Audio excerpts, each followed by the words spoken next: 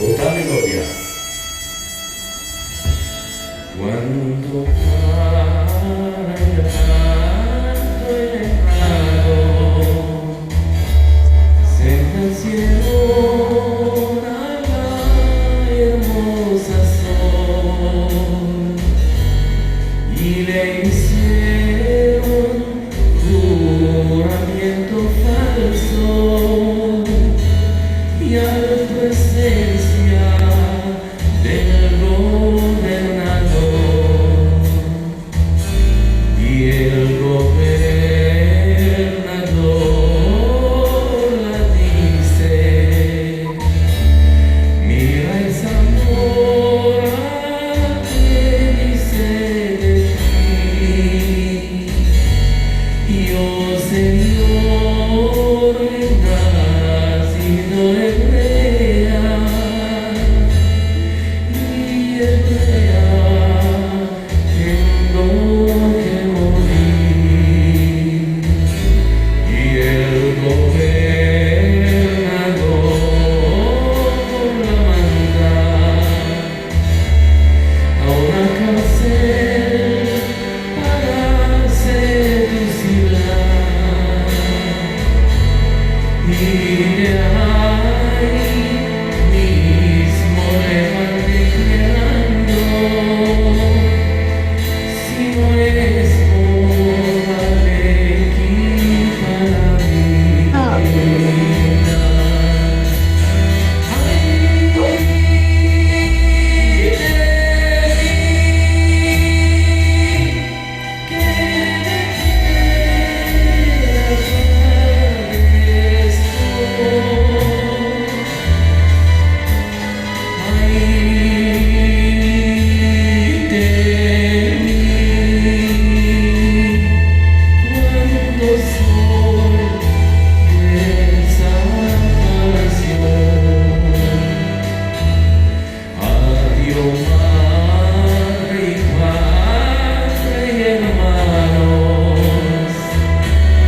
que que luego yo en presencia del Rey, y ando ahora y me ofrezca otras leyes, yo hebrea siempre quedaré,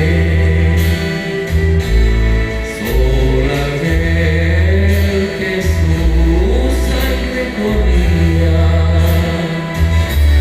dio un suspiro y alguien imploró, y le dice: no quieres ser mora,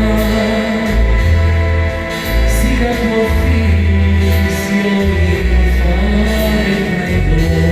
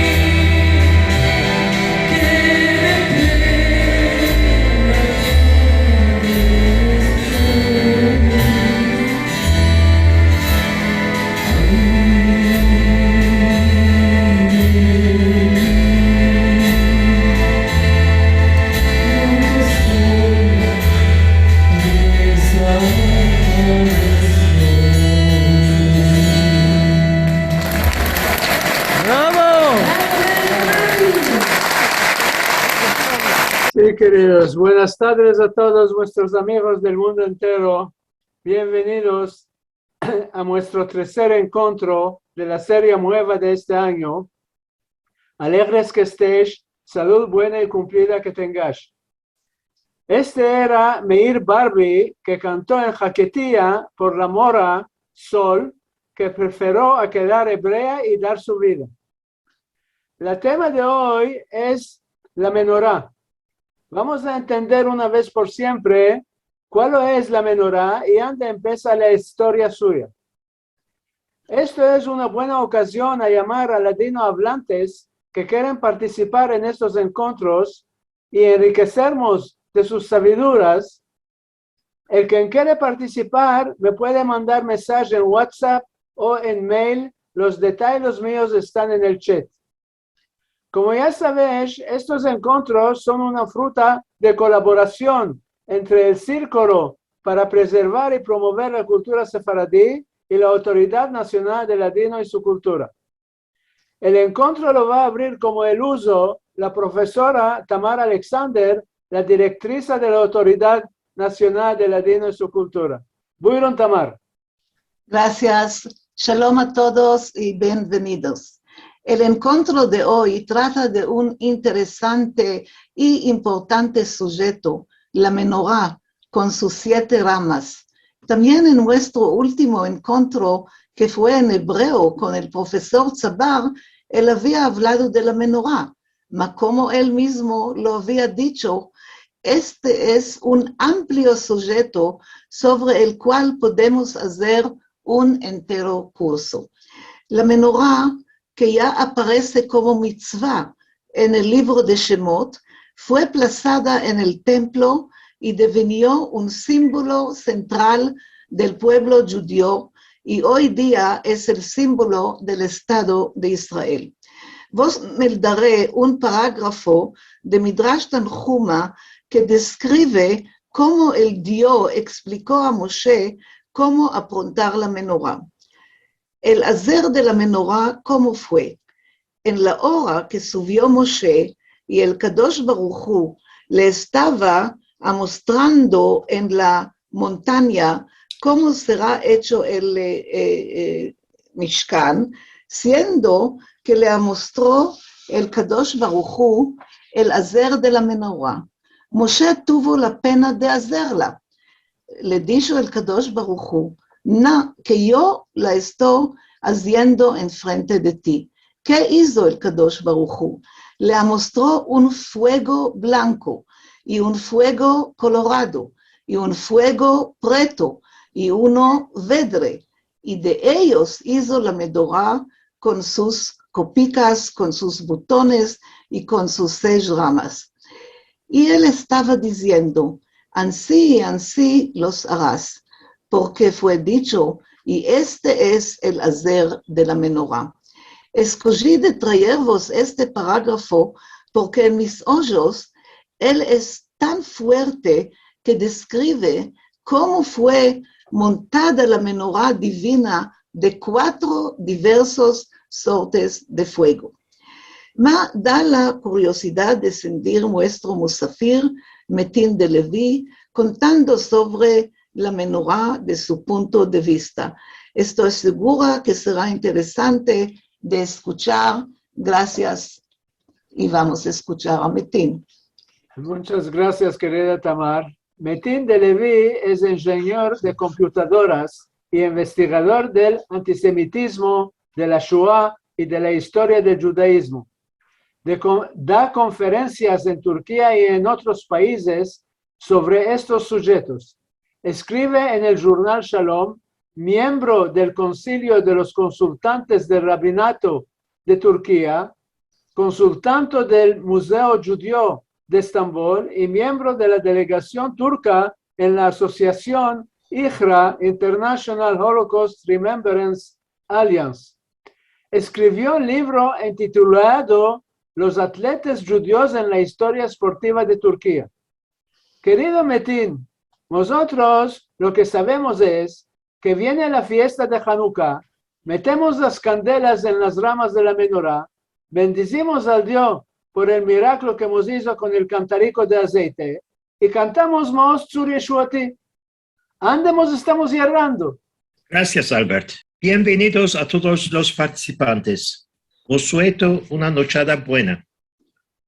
Antes de empezar, quiero deciros 2 o 3 verbos. Casi 2 semanas antes, el judeo español perdió uno de sus eruditos. Edmond Cohen Zichrono Livraha era un grande amante de nuestra lengua. Que su alma repose en Gan Eden. Mañana es el 24 de febrero. Antes 80 años, el vapor Struma se hundió en el Mar Preto con sus 781 pasajeros. Los pasajeros eran judíos de Romaña que por fuir de la desgracia de los nazis se subieron a este barco descalabrado. Ellos querían llegar a la Palestina, mas sus destinos no los dejó. Yehí Zichram Baruch. En fin, puede ser que hoy conocéis o oísteis el nombre de Joya de Levi. Yo soy su hijo. Ella escribió durante casi 20 años en judeo español, principalmente en Shalom y en el Amanecer. Valorosamente, hay 1 año y medio que ella no puede ni escribir ni meldar. Ella me dejó como herencia el amor del judeo. Dedicar mi discurso, Madre Joya. Betín, vas a pasar la presentación. Sí, ya estoy empezando. El Señor del mundo le dijo a Moshe: hace un candelar de oro puro, labóralo con martillo tal que su pie, su cuerpo, las copas de aceite, los motivos de flores sean como un pedazo entero. Y van a salir 6 brazos de sus lados, 3 brazos del candelar a un lado y 3 brazos al otro lado.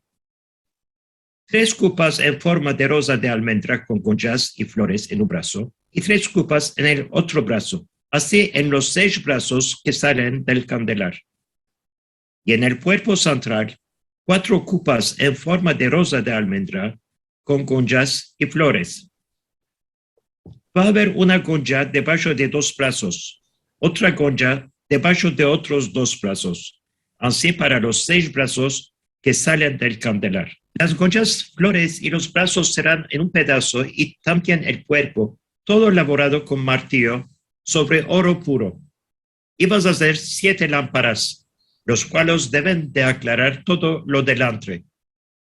También las lámparas y sus platos van a ser de oro puro. Un talento de oro puro vas a utilizar para el candelar y todos los accesorios. Vas a hacer conforme al modelo que te mostré en el monte Sinai. Con estas palabras, nosotros los judíos, casi 3.500 años antes, en los años 1480 antes de Cristo, conocimos por primera vez la menorá. No había un problema. El Todopoderoso había dado el modelo y la descripción. Para realizarlo no era fácil. ¿Cómo se iba a cumplir este deber? Aunque el Dios le mostró un prototipo de una menorá de fuego en el monte Sinai, Moshe Rabbeinu no se consideraba capaz de hacerlo. El Dios, como siempre, de nuevo ayudó a Moshe. El Dios le dijo a Moshe Rabbeinu: mira, escogí a Betzalel, hijo de Uri, hijo de Hur, del tribu de Judá. Lo orné con una alma divina, con razón, entendimiento, conocimiento, habilidad y sabiduría en todo modo de labor, para que produzca obras de maestro, pueda laborar con piedras y árboles. También le di a Oliab, hijo de Ahisamach, del tribu de Dan, para que le ayude. Así van a hacer todo lo que demandé. Efectivamente rehuyeron, fraguaron el Mishkan y fabricaron todos los accesorios en el alrededor, incluso la menorá. Avanza. Y el Todopoderoso ordenó a Aarón que encienda las lámparas de la menorá, y Aarón los haciendo. De este día adelante, la menorá con la luz que propaga se hizo una parte integral del judaísmo y de los judíos. El verbo menorá proviene de una raíz etimológicamente semítica, nur. La significación del verbo nur es luz, luminosidad, brillo, resplandor, que se cree ser enviado por el Dios o un poder divino, una luz divina. Avanza. Ahora miraremos esta foto. En 2006, el arqueólogo sudcoreano Dr. Sung Hak, durante una excavación en Jebel el-Laus, en Arabia Saudita, topó una piedra grande con una menorá y ciertas escrituras. Este lugar, Jebel el-Laus, se topa a 140-150 kilómetros del monte Sinai. Las escrituras fueron descifradas en 2014 por Jeff Benner, del Centro de Investigaciones Hebraicas.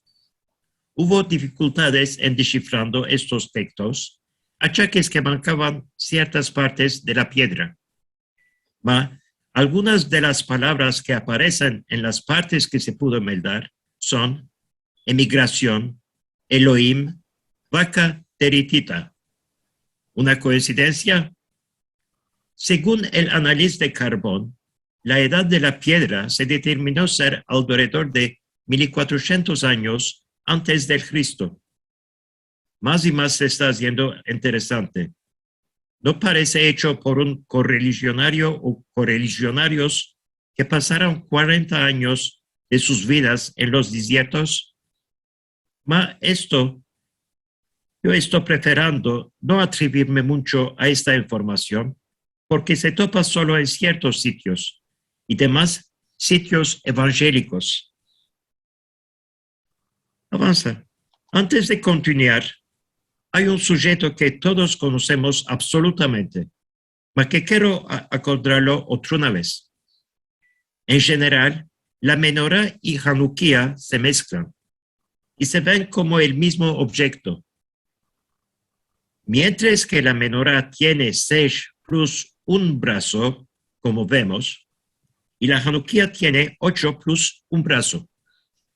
En realidad, Hanukkah, el verbo Hanukkah, es un verbo originado de los judíos balcánicos.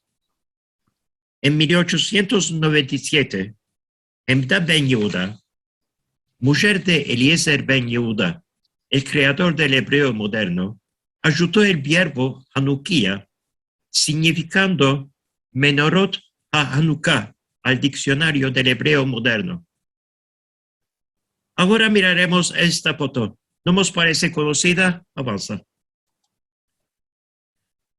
Lo que vemos es un árbol que representa la dehesa Ashera de Mesopotamia y del Oriente Medio, que data de los años 3000 antes del Cristo. Según las explicaciones de los arqueólogos, la iconografía similar a la menorá es un símbolo exclusivo del Medio y Cercano Oriente.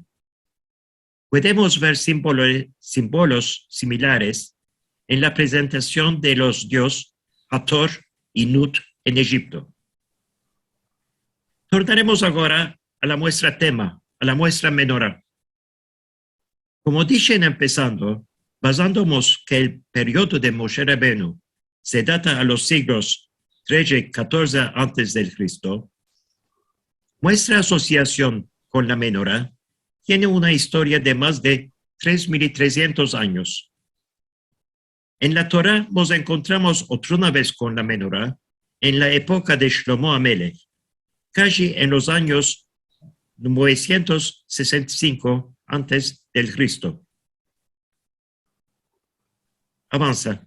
Los objetos de oro que Shlomo había construido para el templo eran, según Amelachim, el altar, la mesa sobre la cual se metía el pan delante de Dios, las menorás de oro puro, adornos florales y lámparas que se metieron 5 a la derecha y otros 5 a la izquierda de la entrada del Kadosh HaKadoshim, que es la parte la más santa del templo. Según algunas interpretaciones, había en realidad no 10, mas 11 menorot en el primer templo. Además, El onzén que estaba en el medio simbolizaba ritualmente la menorá del tiempo de Moshe Rabenu. Y los 10 otros servían para aclarar la camareta. Avanza. Debo solo decir que ni en la Torá ni en las excavaciones arqueológicas no se topó nada sobre este detalle. Se supone que la menorá del tiempo de Moshe Rabenu se desapareció durante la ocupación de Jerusalén en el año 586 antes de Cristo y la destrucción avanza del primer templo por Nabucodonosor. En Melahim 25, 11, 14 escribe: Nabuzaradón, el comandante de Babilonia, exiló a los sobrevivientes, los fugitivos y el pueblo que quedó aquí allá. Destruyó las columnas, los pedestales de bronce y la piscina de bronce del templo y llevó todo el bronce que salió a Babilonia. Llevaron cubos, ramas, machas, platos, todos los artículos de bronce que se usaban en las ceremonias. Avanza. El comandante de la guardia tomó todos los incensarios y platos de oro y plata puros. Como se puede ver, entre estos detalles, las menorás no se topan entre los bienes arrebatados. Al contrario, en Jeremías 52, 19, avanza, vemos: el capitán de la guardia se llevó los taces de oro y plata puro, los incensarios, las chanacas, los cubos, las menorás, los platos, las chanacas de ofrendas. Lo que es más probable y más lógico es que se trata aquí de las 10 menorás construidas por el rey Shlomo. En 519 a.C., con la permisión dada por Cyrus y continuado por Darius, reyes de Persia, un grupo de judíos con sus líderes Ezra y Nehemías tornaron a sus tierras ancestrales y fraguaron el segundo templo. Se les permitió de tomar los objetos rituales del primer templo, que quedaron intactos. Mas según Ezra, no había menorás entre estos objetos. Parece que en el segundo templo hicieron una menorá similar al periodo de Moshe. Avanza. En 168 antes del Cristo, el segundo templo fue saqueado por Antíoco Epifanes. Avanza. Os quiero contar una historia interesante que se topa en el Midrash Bereshit Rabbah y que tuvo lugar durante estos eventos. El protagonista de la historia es un judío llamado Yosef Meshita. Suposaremos que estaba viviendo en Jerusalén durante la invasión romana. Y según los relatos, suposaremos que el evento tuvo lugar en el tiempo de la invasión de los griegos. Podemos describirlo como un traidor total. Cooperó con los griegos, adoptó su forma de vida y, lo que es más importante, guerreó al lado de los griegos en la guerra contra sus correligionarios. Cuando los griegos tomaron el Bet HaMikdash, le demandaron que entre al Bet HaMikdash. ¿Por qué vino esta demanda? Una demanda por una razón no muy clara, o para recompensar a Yosef o utilizarlo como pionario. Le dijeron que podría tomar cualquier objeto que quería para él. Y así es como Yosef Meshita entró al Bet HaMikdash, pidió la menorá de oro y salió con la menorá. Cuando salió afuera, los griegos confiscaron la menorá. esto no es merecido para uno como ti. Entra otra una vez, toma otro objeto, le dijeron. Yosef esta vez refusó de entrar. Mas los griegos, pensando que puede haber una secana a Ariento, empezaron a tratar. Le dijeron, si entra Ariento, lo pueden nomarlo en cazador de taxas por 3 años, un puesto muy avantajoso por aquel tiempo. Yosef de nuevo refusó. A la fin, lo amenazaron de muerte. Una vez de más, Yosef resistió y dijo, y en tomando la menorá, inhierví al Dios. No quiero repetir mi hierro. A la fin, Yosef Meshita fue asesinado después de ser torturado. Este evento se interpreta en el mismo Midrash de esta manera. Cuando Yosef entró la primera vez, fue impresionado por la santidad del lugar y del censo que representa la menorá. Esta menorá era el punto focal de todos los judíos. La menorá era santa, era luz de Dios sobre la tierra. Yosef tomó la menorá porque, independientemente de su carácter, era judío y tenía un sello especial en la hondura de su corazón. Los griegos no vieron esta significación de la menorá. Lo que vieron solo fue un candelar de oro. Cuando los macabeos liberaron Jerusalén de la ocupación, en el año 165 a.C., el primer hecho que hicieron fue a limpiar el templo y restaurar su santidad y pureza. Entre los objetos sagrados reconstruidos durante estos labores se topa la menorá. Me parece que no había una menorá en el Beit HaMikdash cuando lo tomaron y querían quemar el Ner Tamid, según el uso antiguo. Debían de topar un remedio. Lo que tenían en la mano eran solo armas. ¿Cuál lo hicieron? Según los métodos militares griegos, derritieron las puntas de las lanzas, lo caladearon, hicieron candelares, metieron fitiles y aceite que pudieron topar. Y así el templo fue iluminado de nuevo. Aquí quiero ayudar una interpretación personal de mi parte. Sabemos que era defendido de introducir al templo armas y afiló fierro. Por modesto, esta solución que medimos en los textos de la Mar Muerta no parece muy aceptable. El único lugar en el segundo templo donde se usaba fierro era una fila de flechas puntudas en el tellado para evitar que los pájaros se posen.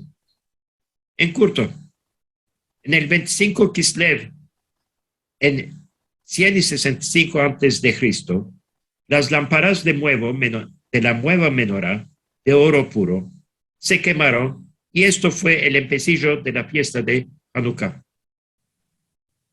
Aunque con tiempo se hicieron otras menorás de oro por el templo, según los escritos del famoso historiano Josephus, cuando Pompey, el general romano, entró al templo, después del encerclo de Jerusalén, topó solo una menorá de oro y demás permitió a mantener la santidad del lugar. 9 años después, en el año 54 a.C., el templo fue atacado de nuevo. Los soldados del cónsul Crassus empezaron a saquear el templo. Mas gracias a la vivez de Eliezer, el protector de las reliquias, ni la menorá ni los otros objetos santos no tuvieron ningún daño. Avanza. Vemos la menorá arriba de una moneda por primera vez entre los años 40 y 37 a.C. Esta moneda, que fue imprimida por Antigonus Matatias, que se llamaba Pruta, estaba decorada en un lado de la menorá y ciertos objetos del templo. Y lo que es más interesante es que estos objetos podían ser vistos solo por el Cohen Agadol. La representación de estos objetos santos arriba de la moneda tenía una significación especial para los judíos. Representaban la libertad política y religiosa por la que luchaban. Avanza. En un lado de la fruta estaba escrito en hebreo Cohen Agadol Matatiah, y en la otra parte, en griego, Antigonus Matatias. Es interesante de ver que los detalles de los brazos de la menorá no fueron mostrados en la fruta, y que el pie, que era muy sofisticada, fue simplificada en una base con 3 pies. Esta representación de la base con 3 pies se hizo el estándar después de esta data.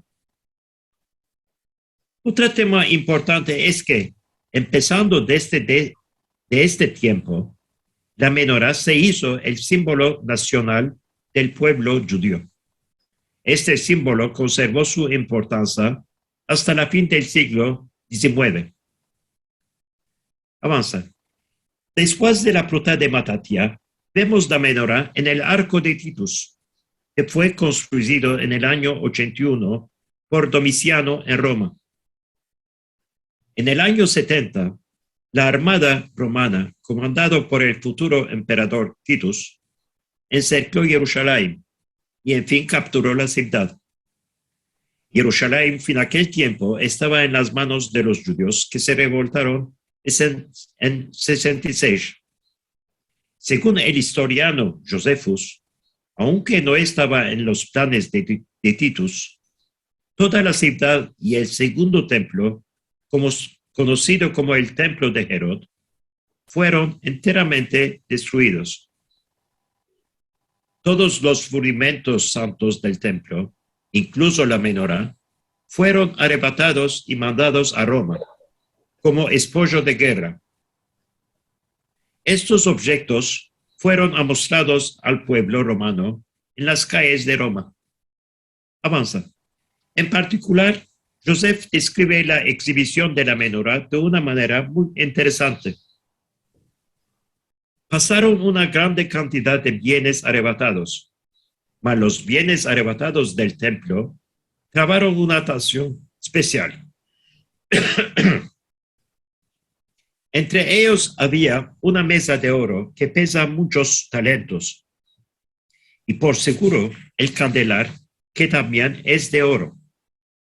Mas la construcción del candelar parece un poco diferente de los que usamos. Su chubuk del medio estaba atada a una base y sus 3 brazos chicos salían como una lanza. Todos tenían soquetas de bronce para encender lámparas. El cifro de estas lámparas son 7, en referencia a la importancia del número 7 para los judíos. Todos los bienes arrebatados, incluso la menorá, se metieron en el templo de la paz de Vespasianos. La menorá, inmortalizada en el arco construido por Domiciano en 81-82, en el nombre del emperador Titus, sobrevivió hasta nuestros días. La menorá arrebatada de Jerusalén quedó en el templo de Vespasianos hasta el año 191. En esta data, después de la destrucción de este templo a choques de un fuego, la menorá se desapareció sin dejar una traza. Lo más probable es que la menorá, que no tuvo algún daño durante el fuego, fue tomada por los gotes, que estaban saqueando Roma en este tiempo. No hay ninguna información sobre su arribo y su destino. Lo que se sabe no es más que especulaciones. Achaques que es defendido religiosamente de hacer copias de los efectos utilizados en el Mishkan y en el Bet HaMikdash, la única visión de la menorá que conocemos es la que se ve en este arco, el arco de Titus. Informaciones sobre los que vieron de nuevo la menorá en Roma después de este tiempo empezaron a aparecer en las primeras publicaciones religiosas. Cuando me fui a Roma, vi de la menorá. Todas las lámparas miraban a la lámpara del medio. Había escrito Shimon Bar Yochai unos 1850 años antes. Y Rabbi Eliezer ben Rabbi Yossi había usado expresiones similares. Avanza. Las primeras especulaciones sobre el destino de la menorá empezaron a salir en medio por el historiano bizantino Procopius. Según Procopius, había dos escenarios posibles. Avanza. El primer es que después de la invasión de Roma y arrebatación de los tesoros del templo por el general visigodo Alaric en el año 410, la menorá fue llevada con un barco a Galia Narbonense, que es hoy la ciudad de Carcassonne, en Francia. Mas en una guerra con los germanos, Alaric perdió la vida. Alaric fue enterrado con todos los bienes, incluso la menorá, en una región alrededor de la ciudad de Cosenza. Según un rumor, Hitler tomó al serio esta historia y envió arqueólogos a la región para buscar la menorá y el tesoro perdido. En 2015 también empezaron excavaciones con el mismo fin. En el segundo y más posible y creíble escenario de Procopius, el general vandal Gaiseric, que arrebató Roma en 455, envió todos los bienes, incluso la menorá, con barcas a Cartago, en el norte de África. Mas la armada del comandante bizantino Belisario, que se fue al norte de África en busca de venganza, venció la armada de Gaiseric y llevó todos los bienes que Gaiseric había tomado de Roma a Constantinopla, al emperador bizantino Justinianus. Años después, según una leyenda, Justinianus envió la menorá a Jerusalén después de que un rabino de Constantinopla le dijo que la menorá tuvo siempre valores a la ciudad donde se topaba. Así, la menorá fue enterrada en Eretz Israel, en un lugar no especificado, arriba del camino Jafo-Jerusalén. Otra especulación basada sobre la misma historia dice que la menorá fue enterrada en la iglesia Nea, cerca de Jerusalén, fraguada por la madre de Justinianus, la reina vigilante. Según otra leyenda, se dice que durante el saqueo de Roma, la menorá fue tomada del Templo de la Paz por los judíos de Roma y enterrada en el río Tíber. Avanza. En las datas más cercanas, Arthur Conan Doyle y Stefan Zweig también se ayuntaron a las especulaciones con sus novelas. Continuando con las leyendas, Ratzinger Rebbe, que visitó Italia en 1887, escribió que vio la menorá y otros objetos santos en la Vaticano. Otros rabinos también afirmaron que estos artículos estaban en el Vaticano. Hubo de mismo tentativas efectivas sobre las mismas especulaciones. Reviviendo la última especulación, la comunidad judía de Roma, al empezar del siglo XVIII, demandó oficialmente al Papa Benedicto XIV la permisión de buscar la menorá en el río Tíber contra un pagamiento al Vaticano, mas esta demanda no fue aceptada. En 1818 se constituyó una compañía para este fin. Aparecieron planes de laboro y de búsquedas hasta 1830, mas otra vez no salió algún resultado. En 1855, Annibale Duvoli publicó brochures para revivir el tema y presentó los laboros y las tentativas que se podrían hacer para topar la menorá. Mas ni de esto no salió un resultado. Avanza. Los judíos de Roma tradicionalmente miraban de no pasar por debajo y afiló cerca del arco de Titus, porque lo veían como un símbolo de exilio y de sufrimiento.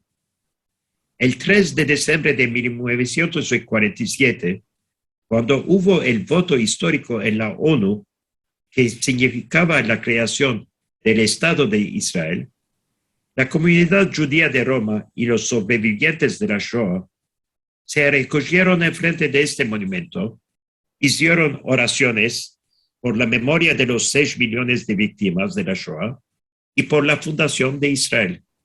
Y después fiestaron este evento con una grande alegría. Avanza. En 1965, después de la declaración de Nostra Aetate del Vaticano, empezó un acercamiento entre la comunidad judía y Israel, por un lado, y el Vaticano, del otro lado. En 1994, el periódico The Jewish Press publicó un artículo interesante. Según este artículo, en 1962, Oscar Goldman de Queens, en los Estados Unidos, y su mujer fueron invitados al Vaticano por el Papa Jean XXIII. Y durante esta visita, dijeron que vieron una menorá sin pies y otros artículos del templo en una camareta en el bodrum cuando los estaban caminando. Y eso era lo que el periódico estaba revelando. El 18 de enero de 1996, el ministro de Servicios Religiosos de Israel, Shimon Shitrit, en una reunión con el Papa, demandó formalmente el apoyo del Vaticano para buscar y topar la menorá en el Vaticano.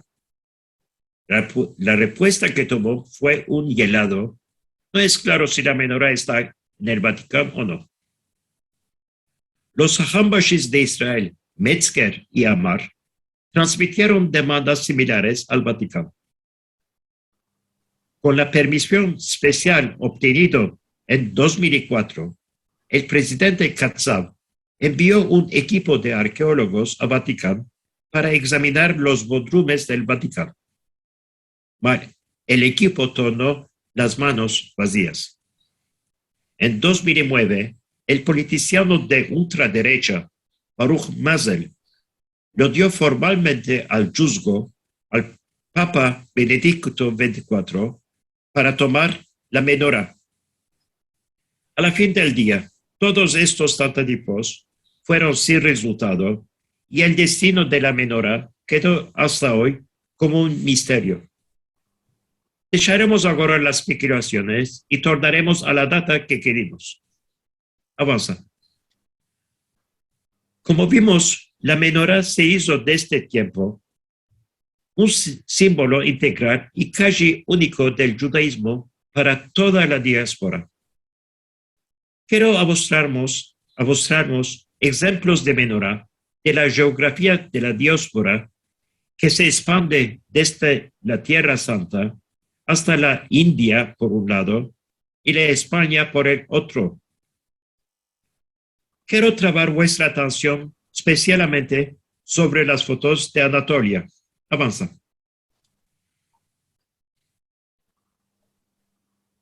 Avanza. Avanza.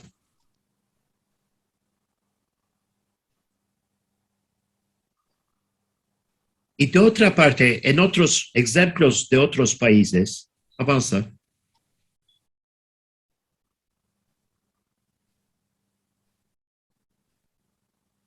Avanza.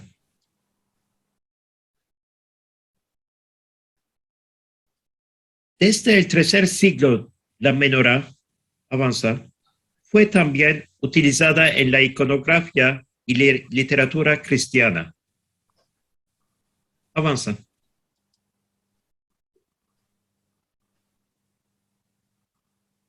Ahora una sorpresa para vosotros. Avanza. Lo que ves, esta es la primera moneda islámica en el tiempo de los emevíes. La menorá es claramente visible.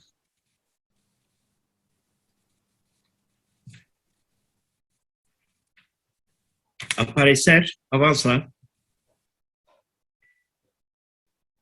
Al parecer se apercibieron del hierro que hicieron, porque 10-15 años después, la menorá de la moneda se trocó en un candelar con 5 brazos. Avanza.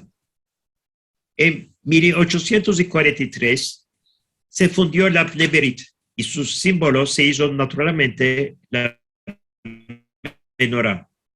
Avanza. En 1897, después del esquiz de bandiera de Theodor Herzl, le salió a la menorá un concurrente serioso, el Maguen David. Avanza. Después de usarse en juntos un corto tiempo, el Maguen David se hizo el único símbolo del judaísmo. Estás viendo la menorá en el chapeo y el Maguen David en la yacá.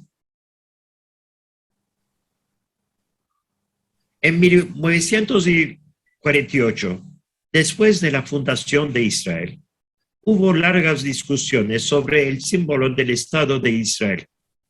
A la fin, la menorá fue adoptada como la emblema eterno del Estado de Israel por la decisión de la Knesset. Avanza. Decisión tomada el 11 Shevat 5709 o el 10 de febrero de 1949. Quiero atirar vuestra atención. El motivo de la menorá aceptada es la menorá que aparece arriba del arco de Titus. Queridos amigos, tenemos en la mano muchas informaciones sobre la historia, el simbolismo, las interpretaciones místicos y los efectos de la menorá sobre la vida judía. Mas el tiempo está pasando y debo de escapar mi discurso. Antes de escapar, os quiero demandar una enigma. Hoy, ¿dónde se topa la menorá la más alta del mundo? Avanza. Si vuestra respuesta es Jerusalén o Nueva York, os estáis errando. La menorá la más alta del mundo se topa en la región de Manado, de Indonesia, con una población de 238 millones, con 88% de musulmanes y solo 25 judíos. Esta menorá tiene una altura de 18 metros 89 céntimos. Avanza. En fin, para escapar, quiero remerciar al profesor Stephen Fine de la Yeshiva University, que en dándome lecciones sobre el arco de Titus, me abrió la puerta de la búsqueda sobre la menorá. Avanza. Un grande merci a Albert y Tamar, que me invitó a hablar. Y un grande merci a los participantes que me sintieron con grande paciencia hasta la fin. Y excúsame por la dificultad técnica que tuvo. Gracias. Muchas gracias, querido Metin. Estaba muy interesante. Ahora yo entendí, si quiero la menorá, yo quiero que me vaya a la casa de Benjamin Netanyahu a buscar allá, debajo de las... de la cama. De la cama, ya entendimos esto. Bueno, ahora meteremos una cantica, después abriremos los micrófonos para que demanda, si hay quien quiere demandar.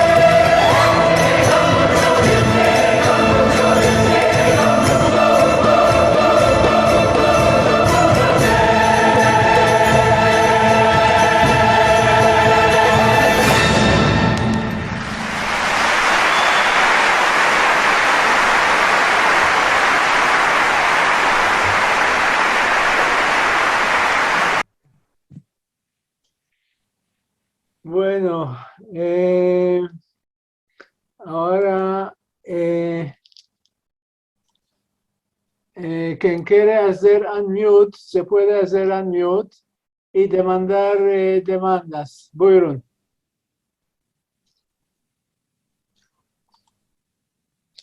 Querido Albert, Sí, estoy viendo a mi tío. ¿Puedo mandarle saludos desde aquí a mi tío? sí, gracias. Querido tío, al vermos. Signor De Levi, te quero demandar una cosa con promisión de ti. Sí, por seguro. ¿Cuánto tiempo te tomó a ti a recoger toda la historia de la menorá? Mucho tiempo. ¿Cuántos años? No es labor No. de... En un año. Vos dates placer grande para recordar la lampa y la menorá de Israel que cuando se pasó de aquí. Muchas Muchas gracias. gracias, muchas gracias. Bueno, puedo demandar en el símbolo de la menorá que adoptó el Estado de Israel, hay dos árboles, plantas. ¿Puedes decir algo sobre dónde vienen estos árboles? ¿Por qué? Los árboles, no sé. Solo lo que sé y lo que topé No, es está que escrito en el Tanaj. Está escrito en el Tanaj, la menorá y los árboles.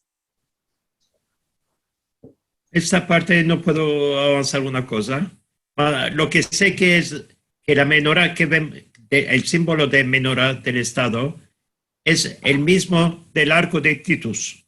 Sí, Esto es muy importante porque es la sola visión que tenemos de la menorá que Mosquedo. Parece lo que dicen árboles, son las ramas de olivo, de olivo, sí. Sí. el símbolo del shalom, de la Puede vida. ser. Puede ser, sí. Estaba muy, nos enriqueces mucho, querido Metin. Muchas gracias. Yo tengo una demanda, si puedo. Buyurun. Merhaba Metin, gracias por el hermoso, maravilloso presentación. Tengo dos demandas. La una es, ¿sabes la razón de qué metieron esta menorá en Indonesia? Me parece lo que topé, demandé al consulato de allá, me dijeron que los misionarios cristianos lo metieron, no los musulmanes, sin dar explicación. Los misionarios cristianos lo metieron allá y porque justo en bajo hay una iglesia. Quiero decir que no siempre la menorá es símbolo del judaísmo. Y no porque ya os mostré, hay, en las iglesias hay menorás. Sí. Afilo en una moneda del Vaticano hay la menorá. Hay una cosa, quiero decir, no nos olvidaremos que ¿cómo se dice? El Nuevo Testamento acepta todo lo que escribe en el Primer Testamento. Y también el Corán, ¿no? No exactamente. Ajá. No. Y en el Nuevo Testamento hay solo dos pedazos que difieren de lugar. No entendí. ¿Qué quiero decir? No es la Nueva Testamento, no tomó exactamente nuestra Torah. A la fin, Ya entendí. 2-3 capítulos trocaron de lugar. Vinieron a la fin. Sí. No es exactamente la misma cosa. ¿Y la segunda demanda? Sí. Bueno, tengo tantas. Esta se la va a demandar a Albert. ¿Quién era aquel inmenso coral que cantó la cantica de novia? El coro. Estos son los mormones. la iglesia de mormones en los Estados Unidos. Wow. Tienen un centro allá de los mormones. En Sí, Utah. y aquí tenemos también, sí. Muy interesante fue esto también. La otra demanda que le iba a hacer a Metin es, me parece que los arqueólogos siempre cuando ven el signo de menorá, asumen, lo declaran como que es un signo de judaísmo que existía en aquel lugar, como donde toparon aquella Arabia. piedra que hemos mostrado. Y me vino a mí, sobre todo después de sentir lo que hemos contado, es que no siempre fue el símbolo del judaísmo. No es justo aceptar cada símbolo de menorá que topan los arqueólogos en algún lugar como... Depende del tiempo. Antes del cristianismo, lo que toparon, ya sabes que los arqueólogos, la primera cosa que hacen es topan la data del objeto, miran a la data. Si lo que toparon es antes del cristianismo, es judaísmo, es un objeto judío. Mas después del cristianismo, verso el siglo III o IV, los cristianos empezaron a usarlo. Para mirar al tiempo. Y de antes, no hemos mostrado una cosa que de antes del cristianismo también no era... No es la menorá. No es menorá. Atención, no es menorá. Era un árbol con 4 brazos. Ok. Merci. La figura en el buto es la misma cosa. Un árbol con brazos, muchos brazos. Afirmó en Egipto, ciertos dioses egipcianos tienen este símbolo. En Egipto es con 5 brazos. Como la moneda que hemos mostrado después. Sí. עם ספר זכריה, עם פרק א', פסוק ז', está escrito que Zechariah soñó una candela, la candela con 2 anfei zait. Sí. Uno ramas. derecho y uno en small. Esto está escrito allá. שניים זיתים עליה, אחד מימין ואחד משמאל. Y de allá lo tomaron al semen de la Medina. Bueno, queridos, si no hay más demandas, remerciaremos a nuestro querido Metin por el labor que hizo. Merci mucho. Estaba muy interesante. Y como vos dije, si hay quien quiere participar en nuestros encuentros, metí en el chat el adreso mío y el teléfono, me puedes contactar y desearemos al vernos. Albert, Joseph Tarek está demandando, levantó el dedo, mira. ¿Quién? Joseph Tarek. Bueno, Joseph, ¿dónde estás? Sí, debemos acordarnos que Fina Constantino, en el imperio romano, los cristianos eran considerados como judíos heréticos. Entonces, encontrar la menorá en poblaciones que eran nuevos cristianos, diremos, cristianos que ancora ainda eran heréticos judíos, más que cristianos.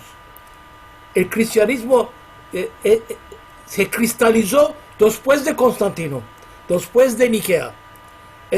Necesita esto a cuadrar. Muy bien. Ok. Bueno, merci mucho a todos. Y al vernos al otro encuentro, al otro mes. Nochada buena. Que era el Dios. Mucha buena. Bye. Bye. Adar alegre. Amén. Adar bet Hey. alegre.